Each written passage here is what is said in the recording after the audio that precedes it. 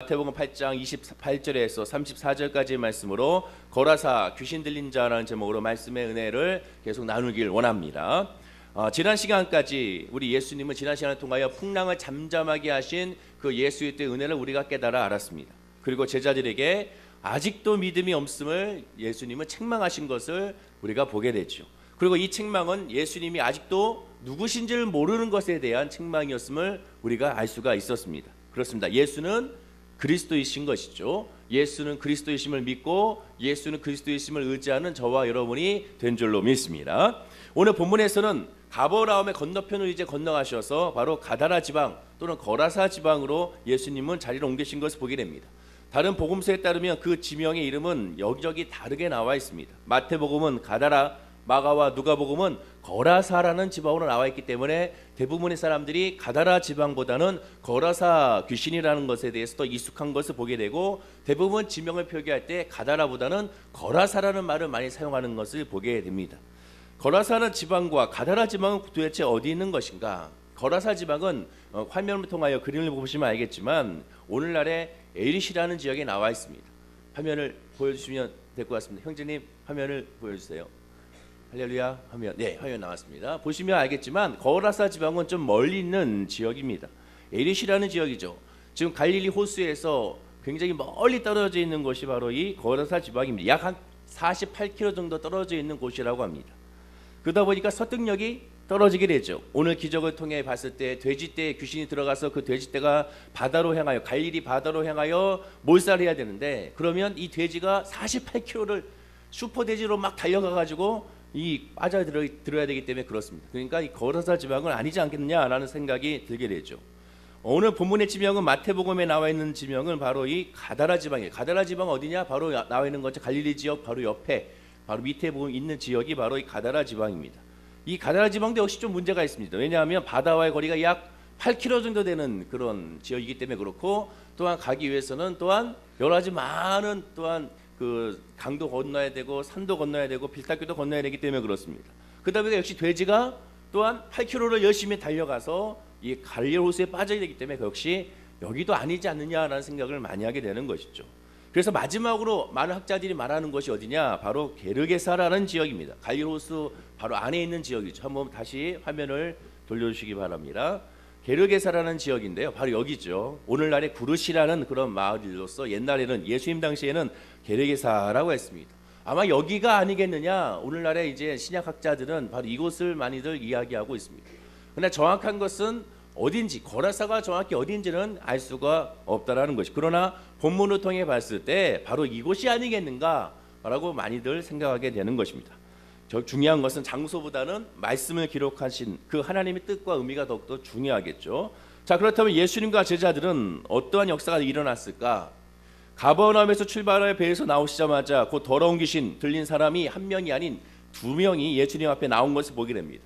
이 두 명의 귀신들의 특징을 보면 본문 28절에 이렇게 설명하고 있습니다. 다 같이 우리 본문 28절 말씀을 한번 다 같이 읽어보겠습니다. 자, 시작. 또 예수께서 건너편 가다라 지방에 가심에 귀신 들린 자 둘이 무덤 사이에서 나와 예수를 만나니 그들은 몹시 사나워 아무도 그 길로 지나갈 수 없을 지경이더라. 첫 번째 특징은 몹시 사납다는 것이고, 두 번째는 길로 지나갈 수 없을 만큼 방해하고 있는, 위협하고 있는 모습을 보게 됩니다. 다른 복음서인 마가복음 5장 3절과 4절을 보면 더 자세히 나와 있는데, 거기에 뭐라 나와 있냐면 여러 번 고랑과 쇠사슬로 묶어놨는데, 아무래도 방해를 많이 하고 사람들이 위협을 주니까 묶어놨더니 너무나도 힘이 세서 그 쇠고랑을 풀었다고 성경은 기록하고 있습니다. 그리고 아무도 그를 제어할 수 있는 힘이 없는지라라고 성경은 말씀하고 있고, 또 5절에 보면 그는 밤낮 무덤 사이에서 사내나 늘 소리를 지르면서 돌로 자기의 몸을 해치고 있었던 사람임을 우리가 알 수가 있습니다. 즉 여기까지 정부로 봤을 때 그 귀신 들린 사람은 거처는 무덤 사이였고 쇠사슬로 매어 있었어도 힘이 장사였고 아무도 그를 제어할 힘이 없었고 소리 지르고 있었고 자기 몸을 해치고 있었던 사람이었습니다. 자, 그런데 또 하나의 복음서 누가복음 8장에 보면 여기에 한 가지 더 정보를 우리에게 제공해 주고 있습니다. 그것은 누가복음 8장 20절에 봤더니 그 사람은 오랫동안 옷을 입지 아니했고 집에 거하지도 아니하여 무덤 사이에 거한지라. 즉 오랫동안 옷을 입지 아니하는, 한마디로 다 발가벗은 사람이 바로 이 귀신 들린 사람인 것을 보게 되는 것입니다. 즉 이 사람은 발가벗은 상태에서 사람들을 위협을 가하고 힘이 장사였으며 소리를 지르고 있는 사람인 것을 보게 됐죠. 어찌하여 이 사람이 이 지경이 되었을까? 성경 분명히 말하죠. 본문 28절에 귀신 들린 자라, 귀신 들렸기 때문이라고 분명히 말씀하고 있습니다. 귀신 들린 사람이지 정신 이상자가 아니라는 것이죠. 마가복음에 보면 더러운 귀신 들린 사람이라고 한 걸음 더 나아가 설명해 주고 있습니다. 귀신이 들렸고 그것도 더러운 귀신이 들렸기 때문에 그 사람이 이러한 억압과 그러한 핍박과 그런 고통 가운데 있는 것을 보게 되고, 그 귀신의 이름은 마가복음 5장 9절을 보면 군대라라고 말하고 있습니다. 내 이름은 군대입니다. 예수님이 네 이름이 뭐냐? 내 이름은 군대입니다라고 표현하는 것을 보게 되죠. 그리고 그 군대였던 것은 거의 2천마리나 되는 돼지띠에 들어갈 정도의 어마어마한 귀신들이, 그 더러운 영들이 그 사람의 안에 들어가 있음을 성경은 우리에게 말씀해 주고 있습니다. 자, 그런데 참 하나님의 말씀은 놀랍습니다. 이 귀신 들린 자가 예수께 나와서 뭐라고 했을까? 본문 오늘 29절 말씀을 다 같이 한번 큰 소리로 읽어보겠습니다. 자, 시작. 예, 그들이 소리질러 이르되 하나님의 아들이여 우리가 당신과 무슨 상관이 있나이까? 때가 이르기 전에 우리를 괴롭게 하려고 여기 오셨나이까? 하더니 그들이 소리질러서 이르되 하나님의 아들이여 라고 예수님께 지금 외치고 있습니다. 즉 예수님이 누구신지 정확하게 알았다는 것입니다. 방금 전 예수님의 제자들은 배에서 폭풍과 몰았을 때 예수님께 책망을 당했습니다. 왜 이렇게 믿음이 없느냐? 너희들 아직도 왜 이렇게 믿음이 없느냐? 왜 나를 아직도 모르느냐? 내가 누구인지 아직도 모르느냐라고 책망을 받았습니다. 그리고 그 전에는 어떤 일이 있었습니까? 귀신 들린 사람들을 왔을 때, 예수님 귀신 사람들 치료해 줬을 때 그들이 다 메시아여, 하나님의 아들이여, 당신은 그리스도가 아닙니까? 라고 외쳤던 것을 보게 되는 것입니다. 마치 샌드위치처럼 제자들 앞뒤의 사이에 귀신들은 다 예수님이 누군지를 정확하게 알고 고백하고 있었던 것을 보게 되는데, 늘 예수님과 함께 있었던 이 제자들은 예수님이 누군지 몰랐던 것을 보게 되는 것이죠. 그리고 이것은 무엇을 말씀합니까? 즉 하나님의 말씀은, 하나님의 모든 성경 말씀은 예수는 그리스도이심을 증거하고 있다는 것입니다. 즉 우리가 본문을 통하여 항상 창세기부터 시작하여 요한계시록 이르기까지 우리가 발견해야 될 것은 바로 무엇이냐? 예수는 그리스도라는 것입니다. 즉 복음을 발견해야 된다는 것이죠. 예수는 그리스도인 것을 발견해야지 다른 것을 발견하면 안 된다는 것입니다.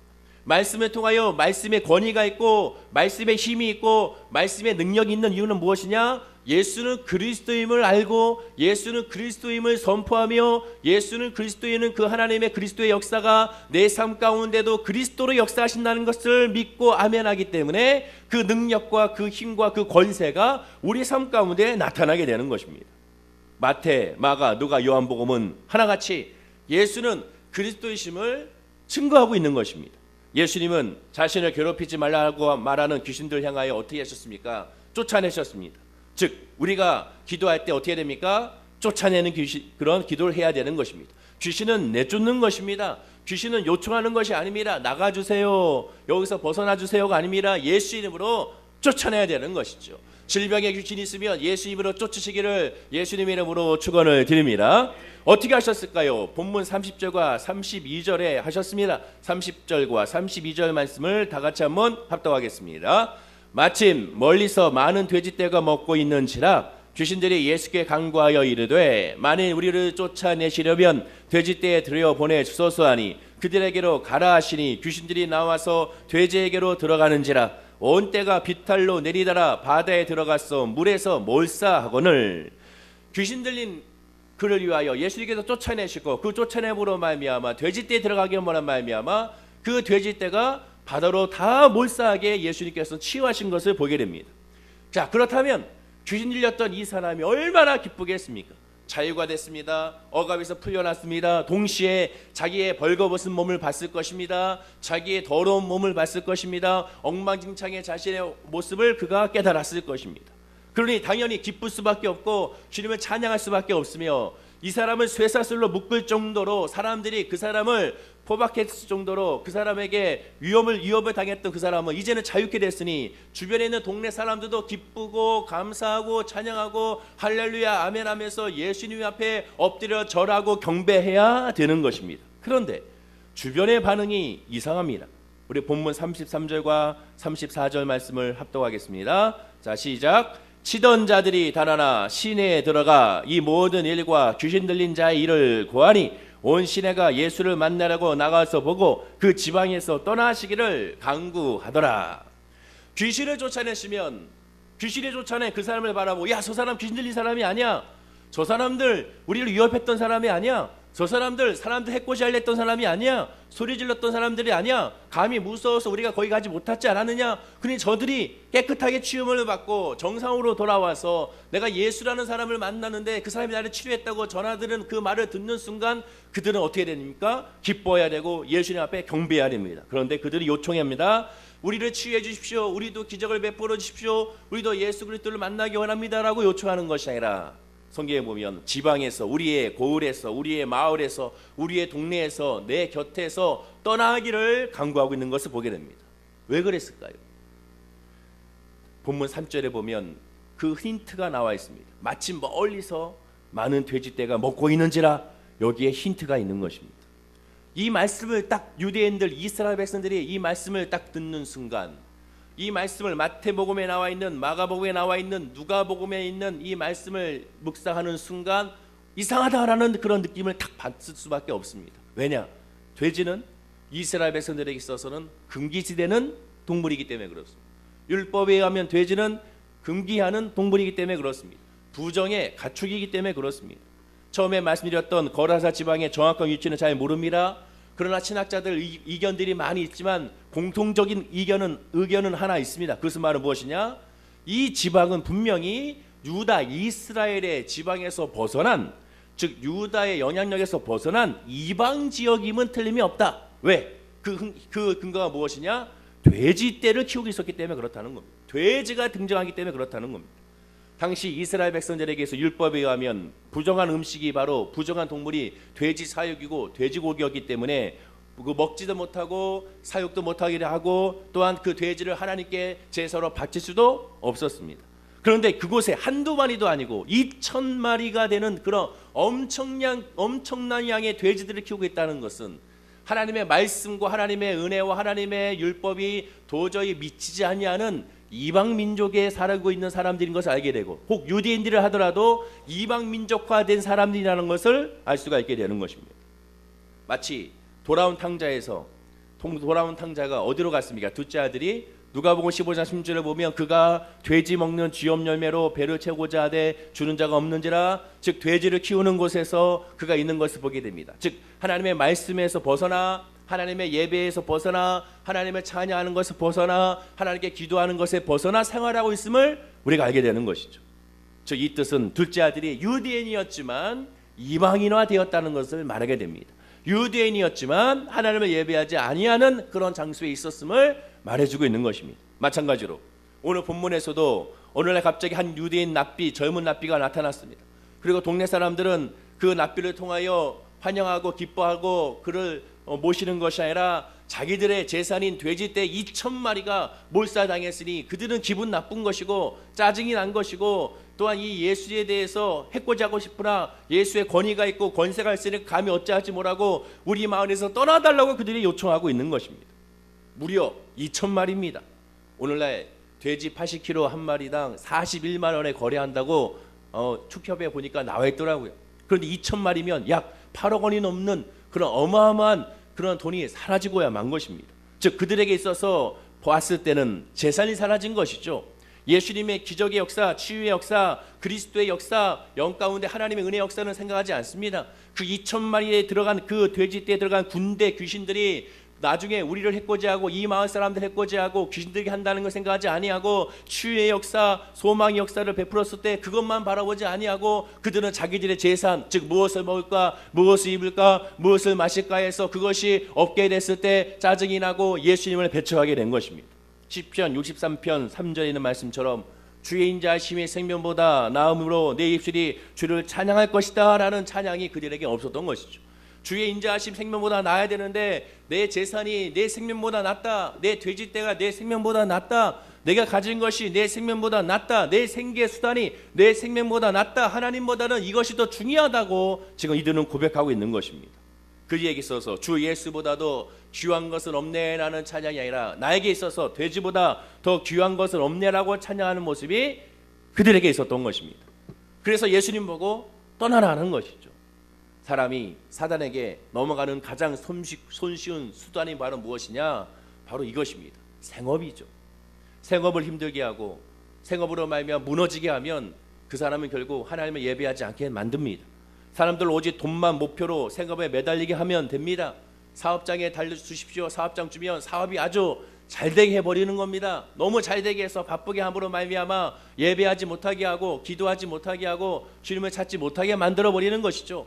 승진하게 달라고 했더니 승진을 시켜줍니다. 그러나 그 승진을 함으로 더 바쁘게 만들어버립니다. 기도할 시간이 없게 만들고 주일날 출장 가게 만들어버리는 것이죠. 그래서 점점점 하나님의 말씀과 멀어지게 만드는 것입니다. 스스로도 합리화시킵니다. 그래 내가 이렇게 바쁘니 어쩔 수 없는 것이야 라고 합리화시켜오게 만드는 것이 바로 사단의 전략과 전술인 것입니다. 그러다 보니 귀신이 사라져도 영적 체험을 해도 하나님의 기적을 경험해도 예수 그리스도가 지금 내 눈앞에 계셔도 하나님의 은혜가 내 앞에 있어도 감동이 없고 깨달음이 없고 그 소중함을 알지 못하게 되는 것입니다. 이 말씀이 오늘날도 우리에게 적용됩니다. 2017년도에 나의 믿음은 어떠한가? 예수님이 누구신지 안다면 어찌 되겠습니까? 지금 내 앞에 계신 예수님이, 이 귀신을 쫓아낸 예수님이, 돼지떼 2,000마리에 있는 그 모든 것을 몰살시킨 예수님이 지금 내 눈앞에 있다면 어떻게 되겠습니까? 사마리아의 수가성 여인은 예수님이 누군지를 알았습니다. 그 예수님이 누군지 아는 순간 그 여인이 어떻게 했습니까? 그가 가져왔던 중요한 그 물 웅덩이를 버려뒀습니다. 물 웅덩이를 버려두고 어떻게 했습니까? 동네에 나아가 내가 예수 그리스도를 만났다, 그리스도를 만났다, 내가 메시아를 만났다라고 선포하고 다녔습니다. 요한복음 4장 28절 30절에 여자가 물 웅덩이를 버려두고 동네로 들어가서 사람들에게 이르되 내가 행한 모든 일을 내게 말한 사람을 와서 보라, 이는 그리스도가 아니냐 하니 그들이 동네에서 나와 예수께 오더라. 어찌 이 오늘 본문과 똑같습니까? 귀신 들린 사람이 동네에 들어가서 와봐라, 내가 이렇게 치유받았다라고 외쳤을 때 동네 사람들이 같이 예수께로 왔습니다. 똑같습니다. 그런데 어떤 역사가 나타났습니까? 사마리아의 동네 사람들의 반응은 40절에 사마리아인들이 예수께 와서 자기들과 함께 유하기를 청하니 거기서 이틀을 더 유하셨다라고 말씀합니다. 그리스도를 만나자, 예수를 만나자, 우리와 함께 더 있으십시오. 우리에게 더 말씀을 주십시오. 우리에게 더욱더 하나님의 나라에 대해 선포해 주십시오. 우리에게 더 복음을 주십시오 라고 그들이 요청하게 됩니다. 그러나 이 거라사 지방에 있는 동네 사람들 와서 우리에게 떠나달라고 요청하는 것을 보게 되는 것입니다. 여러분, 이 두 지방의 차이가 얼마나 어마어마한지를 아십니까? 가다라 지방의 사람들은 예수님의 기적을 체험했습니다. 기적을 경험했어요. 귀신이 떠나가는 놀라운 기적을 경험했습니다. 치유의 역사를 경험했습니다. 그러나 이 사마리아의 지방은 귀신의 역사를 경험했습니까? 치유의 역사를 경험했습니까? 기적의 역사를 경험했습니까? 누가 한 사람 중문병이 치료받았나요? 문둥병이 치료받았나요? 귀머거리가 눈에서 그 귀에가 들리는 역사가 있었나요? 소경이 눈에 뜨는 역사가 있었나요? 전혀 눈에 보이는 기적의 역사가 없었습니다. 단지 예수 그리스도의 하나님 나라의 선포, 예수는 그리스도라는 선포, 회개하라는 선포, 나를 만난 자는 영원히 목마르지 않겠다는 선포, 그 복음의 메시지만 통하여 사마리아 사람들은 그리스도임을 깨닫고 그리스도를 믿고 우리와 함께 있으십시오, 떠나지 마십시오라고 계속 유해달라고 고백하고 있는 사마리아 사람들의 모습을 보게 되는 것입니다. 기적을 경험하지 않았지만 말씀으로 말미암아 주는 그리스도임을 그들이 깨달아 알았던 것입니다. 오늘날 우리의 믿음이 바로 이래야 되는 것입니다. 예수님은 거라사 주민의 요구대로 말없이 그 지역을 떠나주셨습니다. 이 말씀이 얼마나 무서운 말씀인지 아십니까? 예수님이 떠나시면 안 됩니다. 야곱처럼 붙들어야 되는 것이죠. 2017년도에 우리가 붙들어야 될 것은 바로 예수 그리스도의 믿음, 예수 그리스도의 은혜. 주여 예수여 성령이여, 우리의 가정을 내 삶에서 떠나지 마십시오. 내 직장의 삶에서 떠나지 마십시오. 내 사업에서 떠나지 마십시오. 우리 월계순복음교회, 이 대한민국에서 떠나지 마십시오라고 기도하는 모습이 우리의 기도요, 우리의 목표요, 우리의 비전이 되어야 되는 것입니다. 늘 예수의 은혜 안에 있기 원합니다. 늘 말씀의 은혜 안에 있기 원합니다. 늘 성령의 은혜 안에 있기 원합니다. 그러니 내게서 떠나지 마달라고 기도하는 모습이 저와 여러분의 신앙의 모습이 되어야 되는 것입니다. 우리는 어떻게 해야 됩니까? 이 말에서 치유받는 사람의 모습처럼 그래서 해야 됩니다. 귀신 들린 이 사람을 보십시오. 다른 사람은 다 떠나달라고 했을 때 이 귀신에서 치유받는 사람의 모습을 보십시오. 마태복음에 나와 있지 않지만 마가복음 5장 18절에 이렇게 말씀합니다. 예수께서 배에 오르실 때, 즉 건너왔으니까 다시 떠나달라고 하니까 다시 배를 타고 건너가려고 하시는 거죠. 예수께서 배에 오르실 때 귀신 들렸던 사람이 함께 있기를 간구하였다라고 말합니다. 귀신 들렸던 사람이 치유받았으니까 나도 함께 하길 원합니다. 예수여 나와 함께 하옵소서. 나로 따라가게 하옵소서라고 예수님께 요청합니다. 그러나 예수님께서 어떻게 하신지 아십니까? 마가복음 5장 19절에 허락지 아니하시고 그에게 이르시되 집으로 돌아가 주께서 내게 어떻게 큰 일을 행하사 너를 불쌍히 여기신 것을 내 가족에게 알리라 하시니라고 말씀하게 됩니다. 예수님 허락지 않았습니다. 그 사람이 섭섭했겠죠. 서운했겠죠. 그러나 이 일을 네 가족에게 알려라. 즉 복음을 전해라. 예수는 그리스도임을, 치유의 하나님이심을 전해라. 그리고 나를 믿으라라고 예수님은 그에게 사명을 주신 것을 보게 됩니다. 그리고 본문 20절에 보면 그가 가서 예수께서 자기에게 어떻게 큰 일 행하셨는지를 데가볼리에 전파하니 모든 사람이 놀랍게 여기더라라고 말씀하게 됩니다. 예수님은요 가족에게 전파하라고 했습니다. 즉 그러면 월계동에 있는 월계동, 백삼동, 1504호에 우리 집에 있는 가족들에게만 복음을 전파하면 되는데 지금 이 사람 어떻게 했느냐? 가족에게 뿐만 아니라 데가볼리 전 지역에 복음을 전파했습니다. 즉 월계동에 있는 백삼동에만 복음을 전파하면 되는데 그것이 아니라 월계 1동, 더 나아가 한마디 데가볼리는 노원구에 복음을 전파했다고 지금 말하고, 더 나아가 서울시에 이 서울시 전체에 복음을 전파했다고 말하게 되는 것입니다. 귀신이 들렸던 자가 자기 친속과 데가볼리 지역에, 전 지역에 예수님께서 자기에게 어떻게 큰일 행하시는지를 전파했습니다. 이것이 바로 하나님의 만난 사람의 모습이라는 것입니다. 결론을 맺겠습니다. 2017년도에 우리는 예수님을 떠나서는 안 됩니다. 예수님께 붙어 있어야 됩니다. 어떻게든 붙어 있어야 됩니다. 우리가 기도를 하는 이유가 무엇입니까? 예수님의 40번의 기적에 대한 이 말씀을 나누는 이유가 무엇입니까? 주님 나에게도 기적을 주십시오. 물론 그것도 있습니다. 그러나 그거보다 더 큰 기적은 바로 예수여 나와 함께 하옵소서. 떠나지 않게 하옵소서. 내가 하나님의 예배의 자리에서, 기도의 자리에서, 찬양의 자리에서, 하나님과 헌신하는 자리에서 떠나지 않게 하옵소서. 그리고 늘 그 안에서 주의 은혜를 맛보고 주의 소망을 맛보고 눈에 보이지 않고 귀에 들리지 않고 손에 잡히는 거 없을지라도 그래도 말씀으로 말미암아 주님을 만나기 원합니다. 그 은혜 안에서 기뻐하는 올 한 해가 승리하기 원합니다라는 그런 믿음의 고백이 저와 여러분의 고백이 되어야 될 줄로 믿습니다.